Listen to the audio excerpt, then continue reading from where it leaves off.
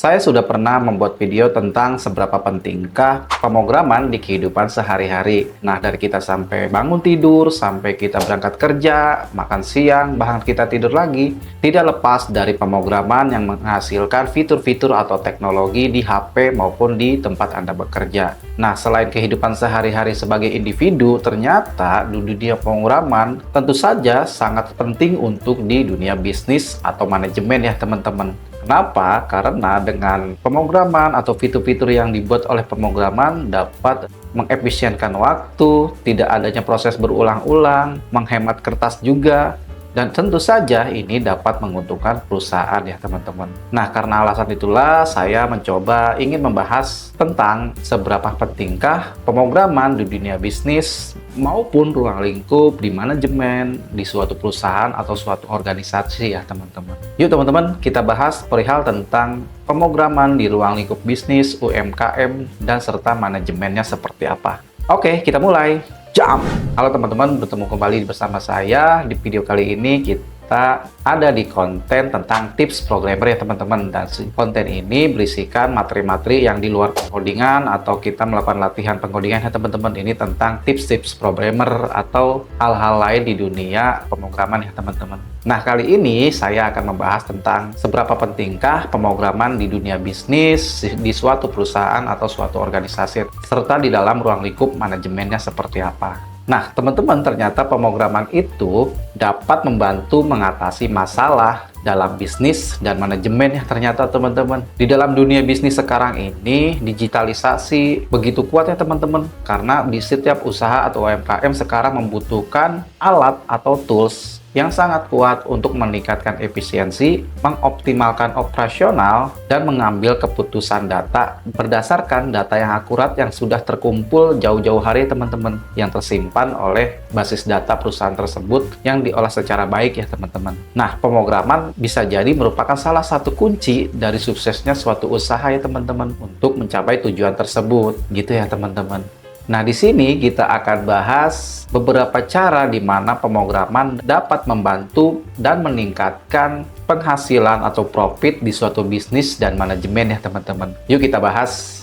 Yang pertama, yang sudah sering saya bahas dan sering saya sebutkan juga adalah otomatisasi proses bisnis ya teman-teman. Nah, dengan pemrograman kita dapat melakukan otomatisasi tugas-tugas yang berulang dan manual ya teman-teman, nggak kayak zaman dulu ya. Nah, karena itu dengan otomatisasi yang menggunakan pemrograman, proses bisnis tidak memakan waktu yang lebih panjang ya teman-teman. Lebih simple, semacam seperti apa ya, pengolahan data, analisis data, serta tugas administrasi lainnya ya teman-teman. Contohnya adalah seperti perusahaan yang memiliki divisi gudang ya teman-teman. Tiap hari di gudang ini ada banyak sekali hilir mudik atau keluar masuk barang ya teman-teman. Entah dari supplier, entah dari produksi dia sendiri. Nah, di situ kita dapat membuat sistem alur yang lebih baik ya teman-teman dan lebih efisien serta cepat menggunakan pemrograman. Nah, dengan pemrograman kita dapat mengupdate-nya secara lebih baik ya teman-teman. Status pengiriman serta menghasilkan laporan harian yang lebih rinci ya teman-teman. Nah, dengan otomatisasi ini perusahaan dapat menghemat waktu serta biaya yang sehari-hari harus dikeluarkan ya teman-teman, dibanding kita harus membuat sistem di awal, serta meningkatkan kecepatan dan tentu saja akurasi pendataan di bisnis mereka ya teman-teman,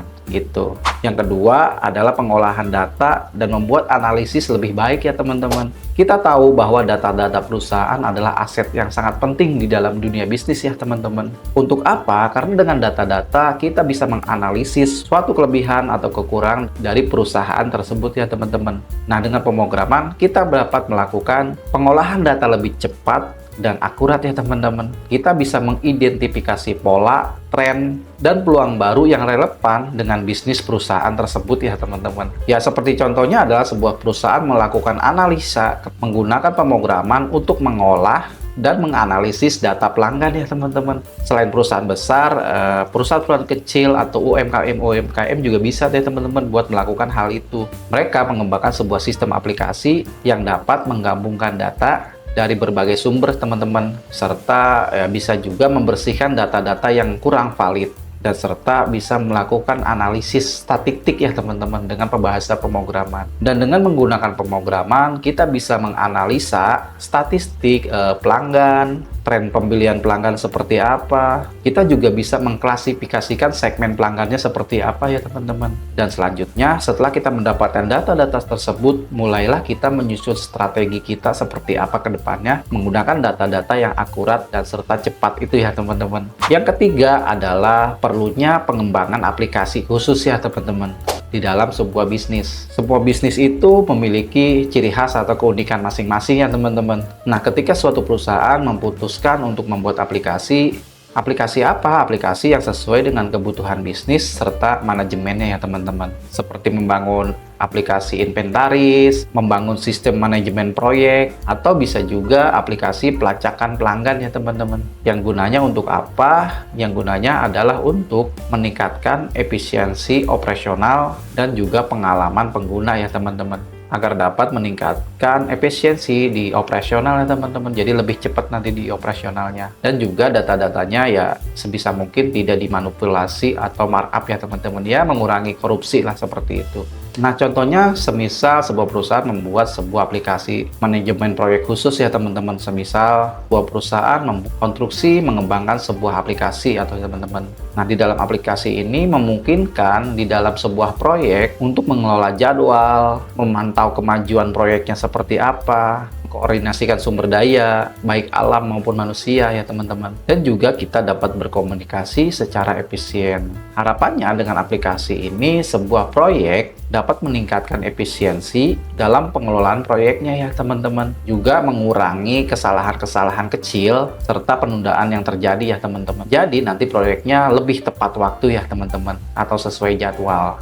Jika teman-teman punya UMKM atau sebuah restoran, kita harus melakukan adalah pengembangan situs online atau web ya teman-teman. Yang seperti kita tahu bahwa zaman sekarang ini pasti kita semua memiliki satu buah gadget, minimal HP ya teman-teman. Nah, dari situlah ketika semisal kita membuat sebuah restoran, kita dapat mengembangkan aplikasi berbasis web ya teman-teman. Jadi restoran kita ini tidak perlu banyak mencatat ya teman-teman. Kita membuat aplikasi berbasis web, di sananya ada menu-menu yang nanti si pelanggannya bisa memesan secara langsung ya teman-teman. Contohnya seperti apa? Ketika saya dulu makan di sebuah restoran sushi ya teman-teman, waktu zaman pandemi. Nah, waktu itu kan saya nggak tahu nih, baru pertama datang, dan ternyata kita harus membarcode itu ya teman-teman, barcode sebuah situs. Ternyata situs dari restoran tersebut. Nah, setelah diklik, ternyata kita itu banyak menu makanan ya teman-teman. Kita klik, oh saya mau ini nih, misalkan saya mau sushi ini A dan sushi B, tinggal diklik aja lah, langsung nanti tercatat di bagian administrasi restoran tersebut. Nah, tanpa banyak lama ya nanti sudah terdata, lebih efisien dan tanpa kertas sama sekali ya teman-teman. Nah, ini bisa jadi memungkinkan untuk diaplikasikan mungkin di toko-toko teman, entah restoran, entah coffee shop, entah mungkin toko-toko pakaian atau sepatu ya teman-teman. Bisa jadi seperti itu, atau pemesanan di bidang lainnya gitu ya teman-teman. Gunakan aplikasi berbasis web. Yang kelima adalah integrasi sistem ya teman-teman. Sistem sudah baik, sistem sudah bagus, misalkan di bagian gudang dan di bagian produksi juga sudah bagus, mempunyai sistem sendiri-sendiri. Nah, alangkah baiknya sistem-sistem tersebut juga bisa terintegrasi ya teman-teman. Misalkan suatu perusahaan A dia mau produksi misalkan pakaian, ada bagian gudang, ada bagian produksi, ada bagian finance. Nah, itu sebisa mungkin terintegrasi ya teman-teman, agar hal ini dapat meningkatkan efisiensi serta koordinasi yang lebih baik ya teman-teman di suatu perusahaan utuh. Dengan adanya pemrograman dan tentu saja sekarang ada teknologi API ya teman-teman, memungkinkan semua integrasi itu berjalan dengan lancar.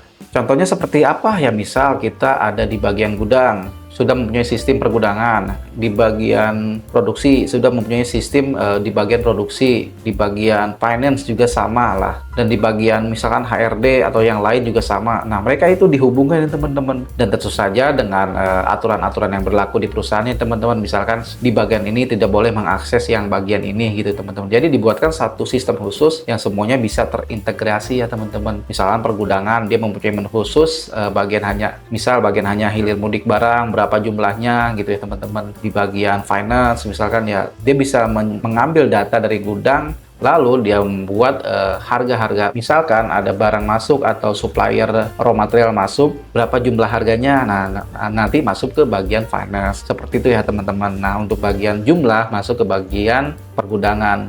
Nah, nanti jumlah raw material ini di bagian produksi untuk mendatakan sebuah stok ya teman-teman. Ketika barang masuk itu mereka semua tahu gitu ya teman-teman. Jadi finance sudah memprediksi, oh 1 ton datang nilainya harganya 100 juta. 1 ton datang, oh ini ada 1 ton nih kita punya untuk produksi. Nah, akhirnya produksi juga punya prediksi untuk, oh nanti kedepannya saya punya 1 ton. Jadi semua ada keterikatan ya teman-teman, seperti itu.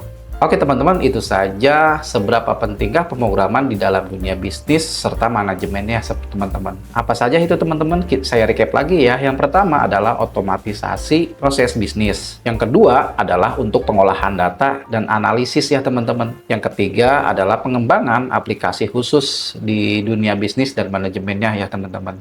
Yang keempat, kembangkanlah situs atau aplikasi berbasis web ya teman-teman. Yang kelima, semua sistem-sistem yang ada di perusahaan itu sebisa mungkin terintegrasi ya teman-teman. Oke teman-teman, kita sudah membahas tentang pemrograman di dunia bisnis serta manajemennya seperti apa. Semoga teman-teman dapat mengikutinya dengan baik. Kita ketemu kembali video atau materi tips programmer lainnya ya teman-teman. Bye!